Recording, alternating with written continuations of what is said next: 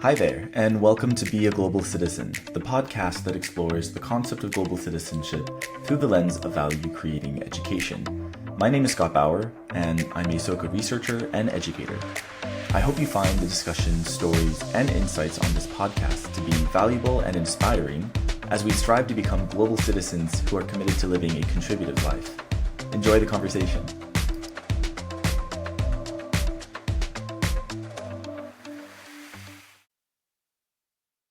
Hey, hi Scott. My name is Ankitt Agarwal, and I was born on the borders of India and Nepal. When I was 3 years old, I moved to the south of India, a place called Karnataka, and I grew up there. When I was 21, I moved to United States to pursue my master's in industrial engineering. That was a long time ago, and now I'm an educator. I like working with high school students. And yeah, I'm based in Cambridge, Massachusetts. I'm also a student at the Graduate School of Education, and I'm totally enjoying it. Awesome. Welcome to the podcast, Ankitt. I'm so happy to have you. And we've recently connected through the network, through the Hugsy, the Harvard network. And I'm so glad that you reached out to me. And I was so overjoyed to hear that you also listened to the podcast. So this is now your turn to share your story. And I'm excited because your story is very much international, right? From India, now over, in the US. It sounds like you kind of did a back and forth kind of thing. And also in terms of your profession, back and forth, or maybe not back and forth, but there's been, pivot, right? Away from industrial engineering and then looking into education, look in that space. I'm sure there's a lot that we can get into, but I'm just very curious to hear more about your story and kind of what brought you to a place like Hugsy, and what about Mm. education is really kind of resonating with you? What really it gets you excited about the work of interacting and fostering young people, and from what angle are you trying to approach it from? This is a lot, I know, but if you can kind of maybe take us back as far back as you'd like, because your origin story, I think, is where we're going to get a lot of really interesting insights as far as why you're doing the work that you're doing right now. Yeah, and thank you so much for having me. And my origin story, it literally goes back to like what I am doing today. It goes back to where I was born. So I was born in a very small village called Matera on the borders of India and Nepal on the Uttar Pradesh side. And growing up, there were nothing as in terms of like education. The schools were dilapidated. There were no teachers, no benches, and I don't even remember going to school. And during time, my grandfather he asked my uncle that, hey, can you take him along to a place, because my uncle at that time lived in a city. And so he asked my uncle, like, hey, can you take him to a place so that he can have a good education? Uh, and he wrote him like a nice, beautiful letter, because my uncle was the only person from the entire family who had made it out of the village and had gotten a good education. So my grandfather asked him the same thing, that can you please, you know, continue the legacy as such? And then he did that. He took me all the way, like maybe like thousands of miles away. And then there I grew up. So education has been a very important value for me. I did not realize it as much when I was growing up, because I just grew in that space with all the comfort and everything provided to me. But then once I came to United States, and then when I went back to my village, I saw the dichotomy of like how I have grown up versus the kids there. They are still in the same state. They don't have a proper education facilities. And that really made me question that, what am I doing with my own privilege? I could have been one of the same kid growing up. It's just that by the virtue of my birth, or maybe you can say the values of my grandfather, and that I am here today. So how can I give back? And that's when I thought that maybe I want to do something in the field of education. And that's where I thought that, okay, why not, right? Like, let's see what I can do in this field. And that's what keeps me going. Mm. Oh, that's beautiful. I really appreciate this origin story of yours and your grandfather, right? Who, out of the great concern about your future, was thinking of some kind of like role model, right? Some individual, this happened to be your uncle, who tried something different, right? Apart from what had previously been done, and was thinking what kind of opportunities would be afforded to you through your uncle. And I'd love to hear a little bit more about this uncle. Like, what is a little bit of his story? How did he get out of the village? Was he just a rebel, or did someone pay a similar favor to him? You're gonna make me cry. But yes, my uncle is my role model in life because I have seen him struggle so much in his life, but without breaking a single sweat or even a frown on his face, always smiling. But to give his story a little bit is he was really interested into education, and when growing up he was the first in his entire district, I think, um, to get a university ranking in mathematics. And then ironically he wanted to study medicine, but then at that time my grandfather could not afford a tuition of, let's say in today's time, $3,000. So that's when he had to give up on that dream. And then he decided to get out of the village and go seek a future for himself in the city. And there he persevered. He did like odd jobs. He started working with some people in a mining industry. And then he thought that going to like Mumbai, that's a place where he grew up, or he went to pursue his dreams. He started a family there. He also he started his family there. He moved to another place, and then that's where I joined him. And then all through his life he hustled, but he made sure that he provided all his two children and myself and one more of so just like how I was brought in to his house, my mother or my aunt also brought her own nephew into the house. So there were two of their kids and two of us. So we all four of us grew together. And they made sure that there was enough food on the table, even though we did not have like a lot of glitter in our life. But they made sure that we all were nicely fed and all got like very good education. Yeah, your uncle sounds like an amazing person. Very selfless, hardworking, selfless, has this vision for what kind of legacy he wants to leave behind through his family, right? Including yourself, and the other young person from your family that was taken up too.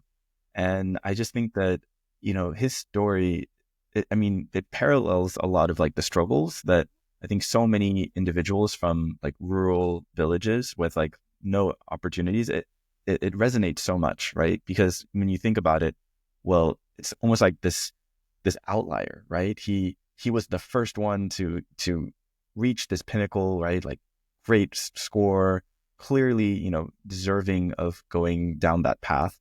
But then there was a roadblock, there was an obstacle, right? And oftentimes it's financial. The tuition of 3,000 might not seem like a lot, but it also is kind of, well, like put into perspective, an almost like impossible barrier to surmount. So, I think the fact that he didn't give up and that he kept in motion, and that he then was able to like anchor himself so that he could then pay it forward further, for all four of you, I think is just so beautiful. And the fact that he was like smiling, I feel like what again, like maybe speak to kind of like his personality. Like, was he like a very upbeat person, or did he have a certain kind of like level of discipline that he really wanted to instill within you? I'm sure that all of you were very observant of his actions and that he had to work, but there was probably certain moments where he imparted a particular phrase, or signaled something that was very important, like pay attention to this? Could you maybe like identify one or two of those? Yeah, he's no more with us. He passed during COVID 2020, and that made me start to like reflect a lot on his life and legacy. And one thing that I have been trying to imbibe from him is that every morning I saw that there was not a single day in his life where he not get up at 5:30 a.m. He did his yoga, and he made a large cup of tea for himself, and then sat reading the newspaper. And so many times now that where uh, um, here I try to like get up in the morning. Even I try to do like Ashtanga yoga 5 days a week, and then there's so many days that I'm unable to get up, and that makes me think and go back to him like, wow, like how disciplined you have to be in your life, because I never saw him one day miss that. Even if he came from work at, let's say, 2 a.m. in the night, he would get up and do that. And growing up, I used to not think about this. I used to think, oh, so old school that he's getting up and doing his daily ablutions. But now that I think about it, I think that's one of the most difficult thing to do is be consistent, be repetitive, and keep doing that thing. So that's one thing that has stuck with me.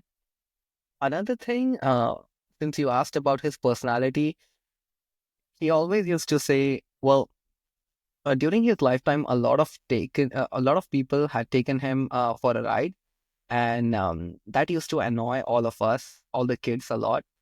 But then there was one thing that he always said that, uh, which he said that "Neki kar darya mein dal," which literally translates to "do good and just put it in the reservoir or a river, just let it go." Yeah, do good and let it go. And I never understood the depth of what he said at that point. But now, when he's no more, and when I think of like my contribution in this world, I keep thinking of that, right? Like you have to be so humble and selfless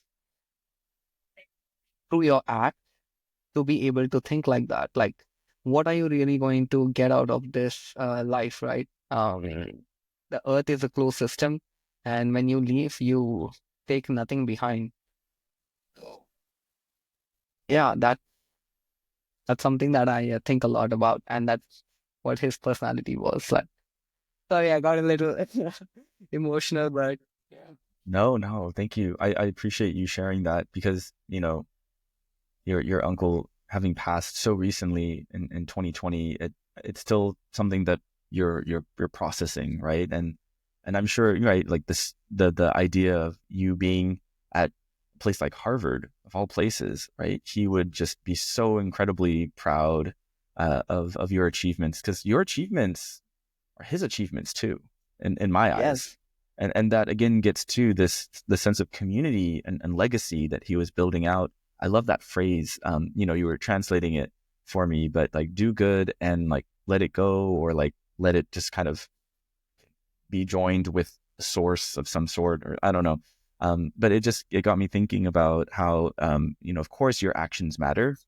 The quality of those actions get put into the community, and then you have to just keep advancing, right? Keep going forward, and making those efforts on a daily basis, right? That's how the world is really going to change, right? It emanates from ourselves, and your uncle demonstrated that through his life, through his routines, right? He didn't have to say anything, right? Sounds like it was a very solitary kind of 5:30 in the morning, yoga, make tea, read the newspaper. Probably didn't say a word to anyone until, yeah, all of those yeah. were done. No, he did not. Yeah, Right. But he wasn't trying to do it in a flashy way either. It doesn't sound like it, but it was just like, this is what he does. And then that sets him up to do good for the rest of the day. Right. I think it's very important to have those morning rituals. So yeah, thank you so much for sharing about your uncle. And I'm sure that you probably sought counsel from him throughout your schooling, right? Going to the U.S., and then coming back to the village and meeting up with family. And I think that, you're always trying to stay connected through through those efforts. So now kind of shifting the focus back onto you, you said industrial engineering. Tell me more about that. Why industrial engineering? Did you also get like number one in like mathematics in your village? And then they were like, okay, industrial engineering for you. No, I don't think so. That was the case for me. This is a very interesting story. So when I was growing up, I might have been somewhere in like eighth grade or something, and I was reading this newspaper, and my uncle had recently shifted to bringing in the Economic Times, which had all these economic news about like businesses and jargons, inflation and deficit on all these. And I used to not like it. I used to like reading the previous newspaper, which used to have sections on like science and things like that. And then I told him like, hey, I don't like this or even understand this newspaper. He's like, this is all you're gonna get.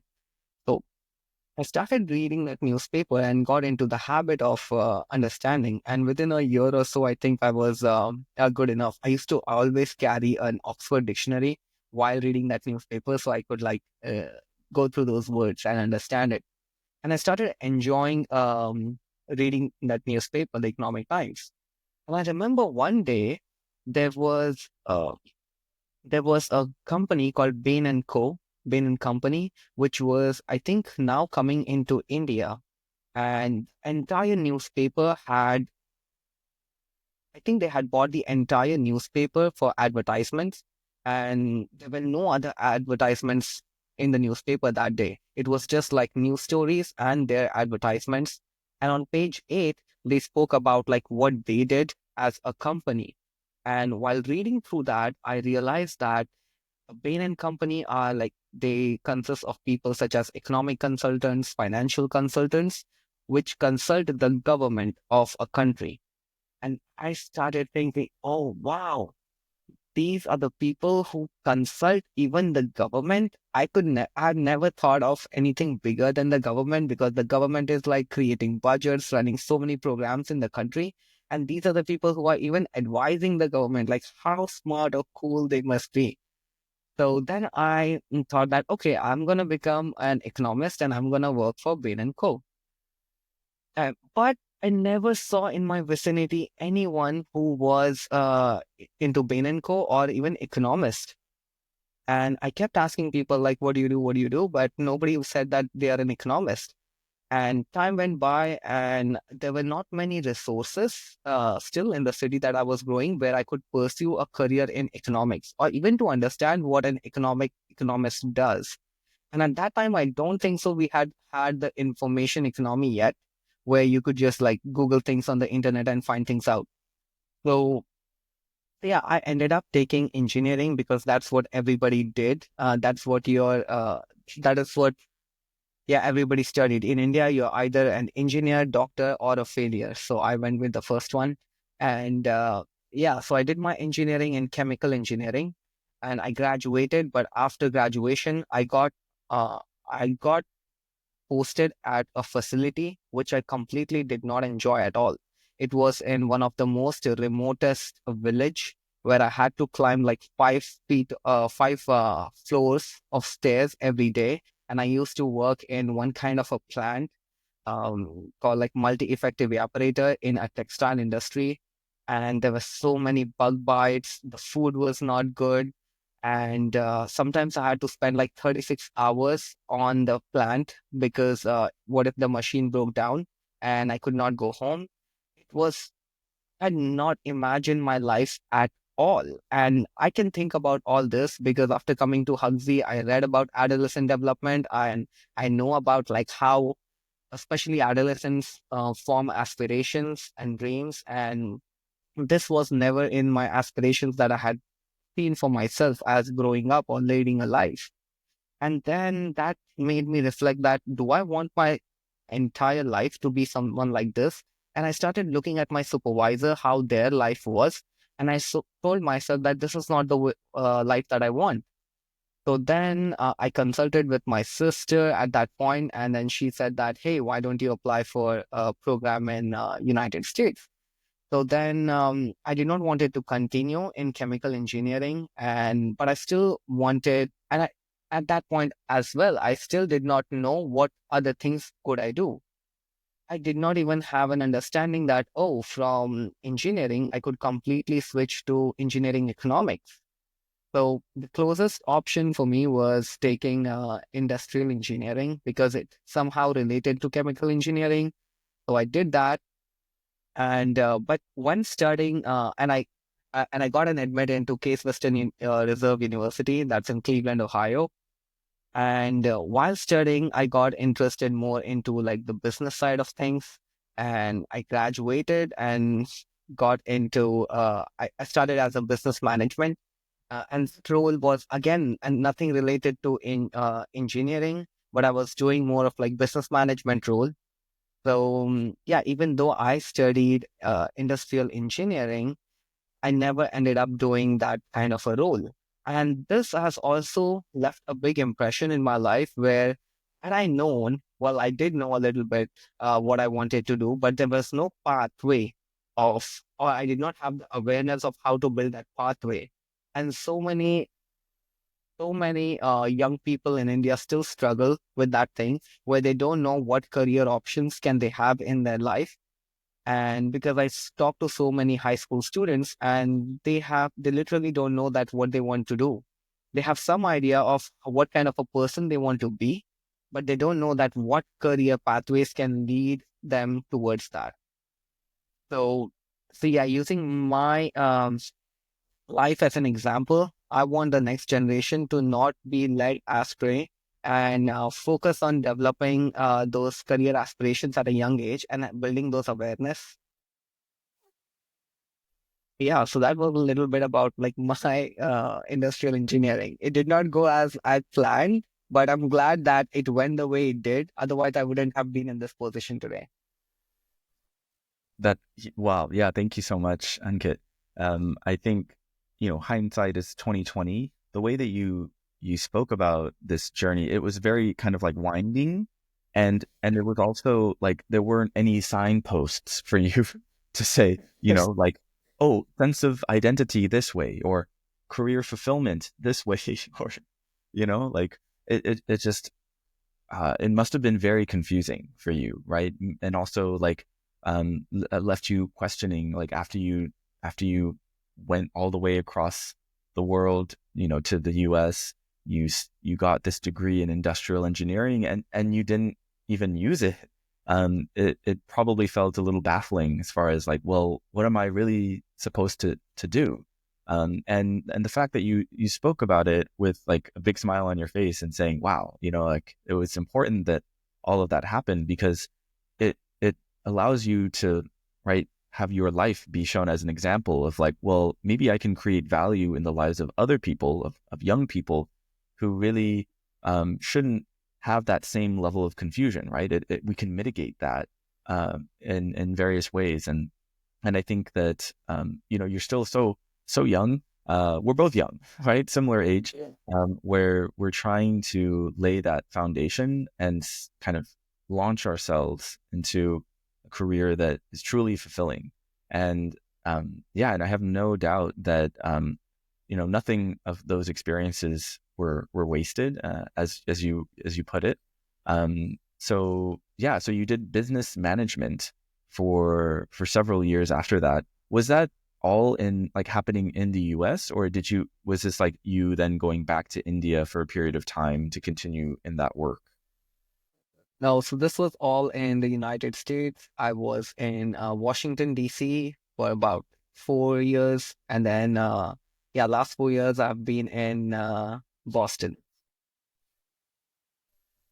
Yeah, Yeah, and long I way work away for a from company. school. Hmm? Yeah, yeah. And it is also interesting. I did not know anything about the kind of work that the company did. And only after I got into it that I realized what they do. And they made like clunky hardware, like big, huge radio systems and measurement equipments. for telecommunication companies. So let's say in Los Angeles, what is it? T-Mobile wants to set up a 5G system. They would come to a company like us and say like, hey, we want to build a 5G system in Los Angeles. What would it cost? How many radio test sets, analyzers, systems we would require? And we would like design, implement, and provide the solutions for all of those. And I was just one of the cog in the wheel doing commercial operations for them, making sure that they had the right kind of quoting and the contracts and stuff like that. Mm. But not something that you were particularly passionate about. Initially, I was because I was gaining a lot of skills. I also managed like a global team of people, which was very fulfilling. But then somewhere down the line, I could not, I could not, the job did not fulfill me because whatever value I was putting in, I all I kept thinking is that whatever my efforts are all going into a shareholder who I don't even see. So I wanted my impacts to be more direct. And that is also around the same time in 2020 when one of my friend had reached out to me from India because it was COVID and most of the kids were out of school. And he asked me like, hey, would you like to tutor some students? So I started tutoring chemistry, and I could see when I spoke to the students, I was making a direct impact, and that gave me a sense of fulfillment. So, so at the same time, I was like working, I was not getting that, but here I was. So, and then I continued that for 3 years, where I was also teaching, but I was also working. And finally, I decided that it's time to pull the plug from one. And I asked myself that what would make me happier in the long run, to continue teaching or to do this work? And then the answer was obvious. If I'm understanding correctly, Ankit, it took 3 years of you juggling kind of two different jobs and really thinking deeply about what will be the most fulfilling pathway forward. And then, having the courage to then say, you know what, I'm going to make a break from this job in business management, and I'm going to really focus all of my attention in education. And I like how, at a moment in like history that was just, crazy, right? The pandemic really flipped everything upside down, and left us all wondering kind of what does our future look like? Not just in terms of the systems and institutions that are there, but even just on a personal sense, right? Like, am I going to be okay? Is my family going to be okay? To envision, like, to have hope for the future is really difficult. But you found yourself tutoring and speaking with young people who were still doing their homework, were still asking questions about chemistry, and that in itself must have sparked some hope for you. Could you speak a little bit about what were some of those initial sessions like? You don't have to put names out there, but like, was it like just right from the beginning, just wow, like love at first sight with like, a new profession? Or did you still have some serious questions of like, okay, there might be something here, but I'll stick it out a little bit longer? Because, people have maybe a romanticized image of teaching. They might have quite the opposite, and they say that sounds terrible, right? But again, on this one-on-one component, you could really have that direct impact. So could you share a little bit about those initial tutoring sessions? Yeah, absolutely. When I started tutoring the kids, I was tutoring eighth and ninth grade chemistry, and from the get go, I enjoyed it because I went with so much of enthusiasm of like teaching young kids, and then very early on, I realized that these kids are not motivated to learn anything new. They are not curious students. And I know that I might be sounding from a very deficit mindset, but there is a reason for this. By this time, I was already indoctrinated by the Western system of education. So my lesson plans were very much based on curiosity or trying to understand the meaning behind what we are learning. So, and the Indian system of education is mostly based on rote learning, where I teach them a concept, I give them the notes and they have to memorize it. And then I ask them some questions about it in a test and they reproduce it. There is not much learning or rigor or understanding of that subject. They're not fascinated by it. It doesn't invoke any kind of curiosity to ask them more questions. So, and I was very surprised by this. This did not make any sense because growing up, I used to be such a curious kid about knowing everything. And I started reflecting my own high school years and I started to unpack those systemic issues that education is facing. And it was very unsettling for me to realize that. And then the following year in 2021, I got a chance to visit India and I traveled the breadth and length of the country. And I went to different kinds of school, met different teachers, principals, students, and everybody had the same song to me that, hey, the students don't learn because the education is not working and all these things. And I started thinking that what it is doing is debilitating the ability of the students to develop critical thinking. And that's when I said to myself that, okay, let us experiment in this area. And I created a skill development program where before the students could not even hold a conversation or introduce themselves in 5 straight sentences.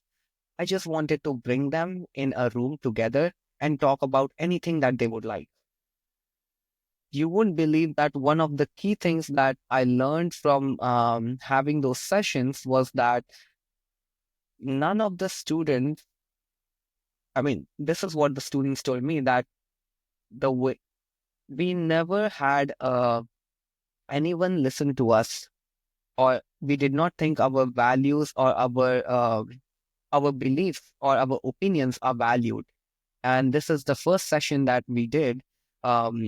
When we started to hold session, I used to do everything and anything, right? We used to talk about religion, politics, anthropology. We used to talk about magnetism, everything. And that used to spark a lot of debate and opinions and just hearing them out. And they trying to form their own opinion and validate their thoughts gave them so much hope and encouragement. I love that. So that was what I took from those sessions. And this is how the skill development session I started. I modeled it somewhere around the Toastmasters itself, where somebody would give a speech, somebody would bring in a new topic, we would have a discussion on it. It was all student led. And this built a community where the student said that, yes, I know something, I can do something, and I can build connections. That sense of empowerment was what I took out of it. It doesn't matter that whether they learned chemistry or not, because at that point I was not interested in chemistry anymore. I just wanted to make sure that the student had developed a secure identity about themselves and they are able to form ideas which they can say that, yes, I exist. And yeah. No, that sounds incredible. I mean, like the journey of starting off from like a one-to-one tutoring model to then deciding I'm going to go to India, and it sounds like an education trek. I know those are very, very popular at Hugsy, but you just went ahead and just did your own, which is badass and awesome. And then through that, you were asking these questions about the system that was already present, right? And then reflecting on your own childhood experiences of like, where's the curiosity, right? Shouldn't all young people have that? And if it's not there, then what's what's stifling that, right? And so you took an action to create this skill development program, which I think is phenomenal. Congratulations. And I think that kind of like effort is really going to really change things, I think, moving forward, especially in your country of India, because this, you mentioned how you really wanted your students to develop like a secure identity about themselves, to really form ideas, to have an opinion, to have a thought about various different topics. I mean, this should be the baseline that we're reaching, rather than just can they do their times tables. And I mean, all of those things are important, but again, we should treat these different aspects with more seriousness because they just kind of compound over time, right? You're building atop this. So rather than, kind of like this foundation of maybe like quicksand, right, where it can just crumble, having something really solid and anchored to then recognize that like, life is not just about will they become that doctor or engineer, right? But also like they can branch out, right? And they can find fulfillment in so many other different ways. And again, that ties back to your journey, right? Because it was not like written in the stars. Ankit had high expectations from his grandfather and uncle that he had to become a doctor, right? Right. And even with your uncle, right, not being able to become a doctor himself, right? Even though clearly he could have done it if given the resources and the opportunity, probably I would just imagine he wouldn't have seen your path as anything less than what it actually was, right? Completely victorious, successful, being self-actualized is something that, I think you see it in how people look at you, right? The energy that you give off, the sense of like, what kind of impact are you making on other people? And so actually this kind of gets into a lot of, the concept that, this podcast is kind of centered around global citizenship, because a lot of that interconnectedness, the impact that you're putting on others, I think is explicitly tied to the work that you have been developing, right? With this skill development program, with your reasons for coming to a place like Harvard at their ed school. So could you speak a little bit on this term of global citizenship? Maybe one question is, was this a term that had been brought up at any moment in, like your travels? Is this something that was ever kind of encouraged for you to like to really think through? I have a sense that maybe it wasn't. And so if so, like when did it first pop up on your radar? Yeah, believe it or not, but um, I came across this term in eighth grade when I was preparing for an essay competition. And I remember that I really liked this term about because that was the time of globalization and how it spoke about like how we will no longer be like restricted to one place, moving from one to another. And that's why we need to understand not just the geography, but also the cultural assimilation and all that part. So that was the first time I was introduced to this term, and I had used this global citizen in my essay, and I had won a prize. So that since then, this word has like stuck with me. Can you But tell us like interestingly, the essay? only Do you want to read us your eighth oh grade the essay? essay.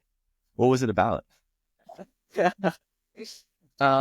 was about in the world of in the world of globalization, how can we be uh, more responsible citizens? I like that. That's a great prompt, and I'm sure it was an Yes, excellent. Yeah. and yeah, I guess. But yeah, I enjoyed that. So then, mm, yeah, then coming, yes, recently I came across someone at Hugsy itself, Benjamin. He's also an alumni from Hugsy. He does an incredible program called as Voyage, where he brings students from different schools and takes them on a let's say a field trip where they learn about the local ecology of the place, and through that they do the lessons. And he and I were talking about why is this work more important and what does it mean in today's time. So in 2050, there are going to be around, well, this is an estimate, but by 2050, there are going to be 300 million climate refugees around the world. That means more distress for the people, and it we as humans will have to question what does it really mean to be a global citizen, where we are not just assimilating with each other's culture, but we also have to understand each other on a more human level, because we might be like born in one place, raised in another. I was listening to Kedar's podcast where he calls himself the third culture. So we will have more and more such identities, but not so in a secular way, because these might all be formed in a distressed environment. So what does it mean to be human in that context will really define how we uh, will really define our values as being humans. And I think it will also be a test of our own civilization. So I've been thinking about global citizenship more and more in that context. Yeah, arguably the widest, context possible, right? The globe itself, these, like climate change, the pressures that is putting on everyone, that it doesn't respect borders, and we need to center the humans, and the way that we can really like support one another when, right, like you were explaining, there are climate refugees, and this kind of sense of like, where is home, and how can they be supported, how can they start anew. These questions are already being asked, and we already are seeing the numbers in terms of like specific islands or coastal areas that are being impacted. So the urgency is there, has been there. And I love that you were able to connect with this Hugsy alum, and speak about like the kind of work that he's doing with these field trips. I think immersion is so important. Digital is great, but there's something about actually being there, seeing, taking in the sights, using all of your senses, and having that just kind of sit with you, as far as like, how am I going to kind of continue the work, and you're a part of this as well, right? You can't think of it as just outside of yourself. So it does kind of mean that we have to exercise a different kind of way of thinking about our identities as citizens of the world, right? Absolutely. I mean, if because a lot of time what happens is I might be sitting here and the Amazon rainforest is burning down. So people might question that what is in it for me. But through the Voyages program, what Ben is trying to do is when he takes some students and goes to Machu Picchu and does a lesson plan over there, the ethos with which every individual connects to that local place tells us that there is a part of our DNA which really resonates uh, by being there, by the virtue of being there in all of our senses. And I think that is so critical in today's time because climate change will require like a holistic approach from everyone, right? All hands on deck. So that's why we do not have to like isolate as to like one part is burning, which doesn't affect me, but we all need like a combined approach. And that's why I think these kind of education models will become more and more uh, important. And I think it is also it comes, the onus is on educators as well. How can we think of creating such educational mindsets or tools that will, yeah, that will shape our values? Because I think every generation, the challenges that we are facing is very different, and the solutions that we have to come up as educators also need to be more innovative and contextual in that particular century or times of lives. Hmm. Yeah, I 100% agree. And something like, this Voyages program, Machu Picchu sounds great, right? So going there, I'm sure is very exciting for whoever he's taking. It's very easy to think, wow, like I'm going on vacation. So you have to have your brain turned on, and the kind of, programming of like, what is the project that we're looking at? How are we developing this idea? I'm sure that, that happens, I'm not familiar with this program, but I'm sure that Ben's doing a great job at that. But it also speaks to a lot of what you were doing in India with your skill development program. It's all about the critical thinking aspect. And again, getting them to really lean into some of these complexities and to ask these difficult questions that, let's be honest, there's no clear cut solution. And that's not the point. right? It's not about getting everything right on a test. Life is not a multiple choice test. And, you have to form your own path, right? You can't just subscribe to the, what did you say? Either be an engineer, doctor, or failure, as the saying goes. Failure, Um, yeah. it can be so much more than that. And honestly, I think when you have support and you have good role models, um, you know, they won't they won't they won't take failure as an option, right? Like you'll realize that there's this innate desire of people who are close to you to want to pull you up, to encourage you when you want to be a failure and they're saying, no, I see your potential. And that enters into this realm of education that I think is so powerful. It's very much understated by a lot of other professions, that actually education is this like lifeblood that, we need to instill more hope into others. And I wanted to ask you a question. Do you consider your uncle a global citizen? Why or why not?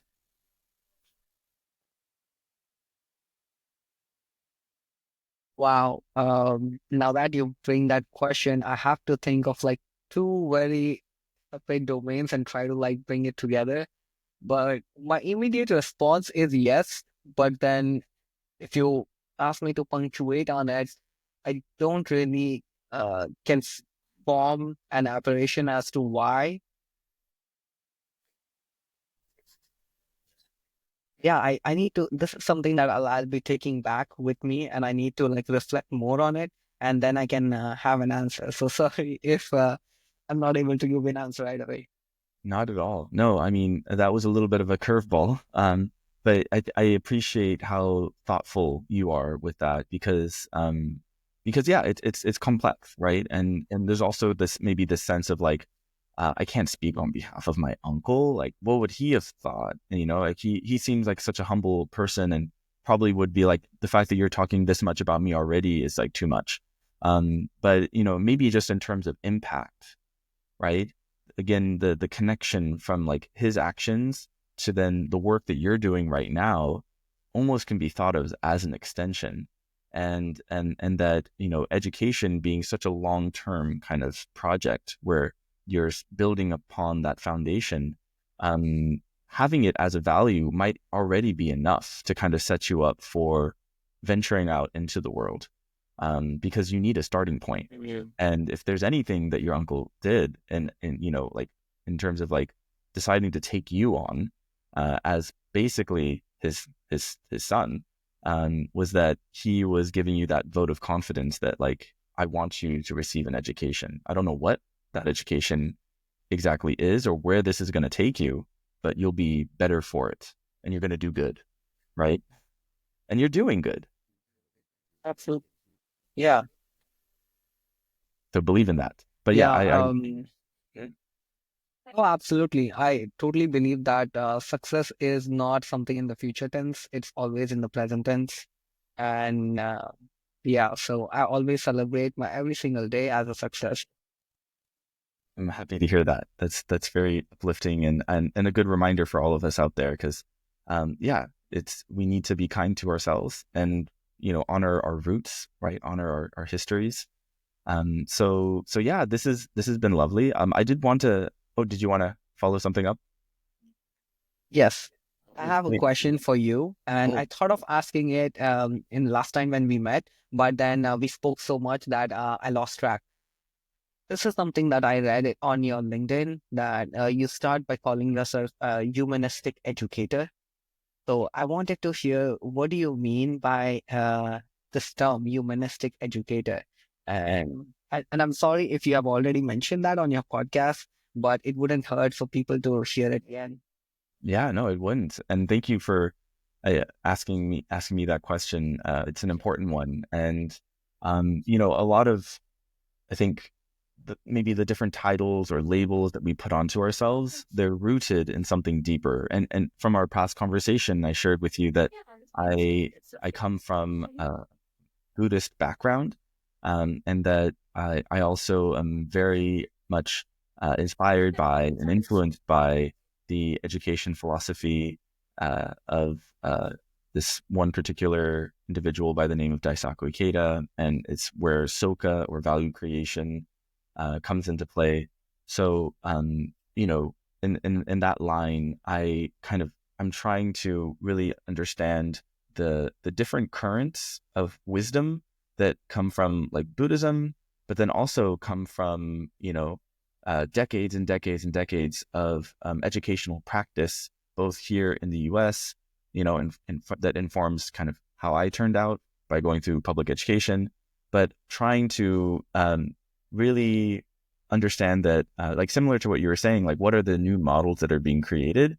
And, when we look at the wider system in the US, in India, in a lot of places, right, it's very much kind of like a factory, kind of churning out, Yes. individuals based on a set curriculum that hasn't been updated as it should, and that just can't seemingly keep up with what's being, demanded of these younger generations and how they go about, setting themselves up for success, right? And so the humanistic aspect of it, I guess, is to, center the conversation around what is going to be that fulfilling life that will allow this person to build those skills and truly be happy. And so this, like, the focus on the happiness of the individual really stems from that individual's ability to go out, confront challenges, aspire towards, a certain dream, Mhm. and actually feel like they're actualizing that through their mission. So when you are able to align that and give them the right support, then you're really speaking to their essence as a human, why they're even on this planet in the first place. But again, it does kind of enter into some of the spiritual-esque realm of like why I practice my Buddhist faith. But I do believe that there is a secular form of like how we can instruct and how we can be there as role models, as educators, as good human beings, concerned human citizens, so that these young people are set up to be excited about how they're going to grow, how they're curious about the world around them, and that they're not alone, right? They're not taking this on by themselves, right? It's like, oh, these older generations, like, oh, I'm going to be gone in like another decade, so that's just for you to figure out. No, no, it's again, we're all tied to this planet, but there's also something deeper that's connecting us. And so the humanistic educator side of me is like, how can we recenter how can we have our priority and like the happiness of the human? How can we push forward and really make change together? And that it all stems from my own individual actions, right? That like I take full accountability for what I bring into the classroom, and then also acknowledge my own pitfalls as a human being, that I make mistakes and I have bad days myself, but that's okay. And so it's like a kind of very different form of being upfront and honest and vulnerable all at the same time, but repackaged in a very positive and uplifting way that students then feel that much more empowered within the spaces for them to speak about their interests, because they're saying, hey, Scott's very passionate about this. He was not always that way. It took him a while, but he's saying that it's okay if we don't know that as well. And I feel less stressed out, because honestly, there's enough stress around the world. These kids are absorbing it. And so it's our job as the responsible adults to help kind of buffet some of that. I'm sorry, that's like a long, I don't know if that was a long-winded answer, but that's the best I got in the, remaining couple minutes that we have. No,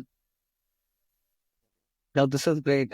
Thank you so much for sharing that. Because and you mentioned that it comes from very secular place. I completely agree that, because every religion, if it has taught us anything, below all of that ritualistic practices, there's a very deep spiritual layer that every religion asks us to like explore within ourselves. And that really defines that how we are going to contribute to the whole world as a society. And imagine that being multiplied by the number of people following that faith or religion. So that's what it really is. And I'm really glad that I got to know what's yours, being a humanistic educator. So thanks for sharing that. Of course, my pleasure. Yeah, thank you so much, Ankit. I wanted to ask a really, really quick question, because I always ask this to my guests, but do you have a book recommendation or like a movie recommendation, but anything at all that kind of resonates with you, either in this here right now, or that you just come back to and you just want to share. Yeah, I don't know when was the last time I finished a book, so I'll stick to something that I practice, which is I have been copiously listening to podcasts these days a lot. And one of the podcasts that really moves me, makes me think deeply and reflect is called Re-Educated, Re-Educated, by Gautam Yagappan. He is a data scientist by profession, but he is a very curious educator who goes on around the world, meeting new educators and trying to understand their philosophy of education and life. I think, Scott, even you might benefit a lot from listening to this. So try it out. And yeah, that's something that I really like to listen to. Awesome. Yeah, I definitely want to check it out. Re-educated. There's a lot of talk about like unlearning, but then like re-educating oneself after that. It's like, yeah, we might have skipped a step. You kind of got to you unlearn and then you re-educate. It's maybe that's part of the ebb and flow. But yeah, thank you so much, Ankit. This has been such a wonderful conversation. I enjoyed our learning about your journey and all like your uncle's story, your grandfather's story, and everything that you're doing to really make the biggest impact possible for your community, for your village, for your country and beyond, right? Like think big, right? That's so important as a global citizen. So um, I wanted to give you the last word. So any final thoughts or send-offs that you'd like just to kind of wrap up this wonderful conversation? My heart is full, so I don't have like any last word as such, but thank you so much for giving me the opportunity to be here and share my stories. And I don't know where have we lost that art of like sharing stories with each other. Maybe we did this sitting around a fire when we were like nomads, but I think that thing is again coming back with around a mic now. So I really enjoyed having this conversation because it gives us a chance to be vulnerable, to think who we really are and how do we want to contribute our thoughts into the world. And so thank you so much for giving me the opportunity of being on your podcast. And yeah, I look forward to this releasing and you having more and more people to listen to their stories.